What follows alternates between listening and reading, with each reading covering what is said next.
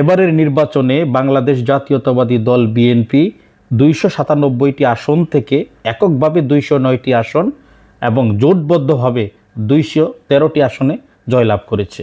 সাদা চোখে এটা কিন্তু অনেক বড় বিজয়, কিন্তু আপনি জানেন এবারের নির্বাচনে আমাদের মহিলা দল এবং ওলামা দল চরমভাবে ব্যর্থ হয়েছে। অথচ জামাতের মহিলারা বাড়ি বাড়ি গিয়ে দরজায় দরজায় গিয়ে তারা প্রত্যেকটা ভোটারের কাছে তারা পৌঁছতে পেরেছে। সেখানে আমাদের মহিলা দলের কোনো অ্যাক্টিভিটি আপনার নজরে এসেছিল? না, আমার চোখে পড়েনি।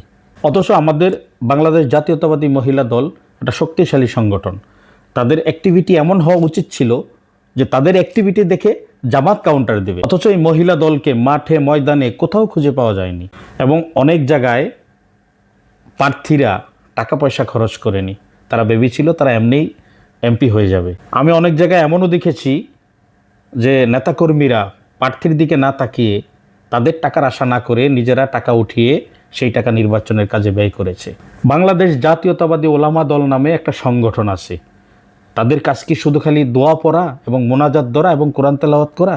তাদের কি আর কোনো দায়িত্ব নেই? ৫ই আগস্টের পরে এই বাংলাদেশ জাতীয়তাবাদী দল বিএনপিকে নাস্তিক প্রমাণের জন্য জামাত যেভাবে কাজ করেছে তাদের বিরুদ্ধে বা তাদের প্রতিবাদ হিসাবে তাদের বিরুদ্ধে সেভাবে দাঁড়াতে দেখিনি বাংলাদেশ জাতীয়তাবাদী ওলামা দলকে।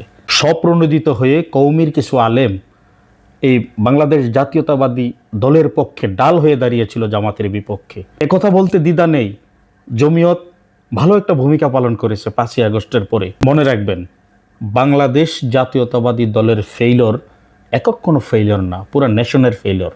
আমরা আপনারা মনে করতেছি যে নির্বাচনে আমরা জয়লাভ করেছি, আমরা বেঁচে গেছি বা আমরা পার হয়ে গেছি। না, আমাদের কঠিন পরীক্ষা এখনো সামনে।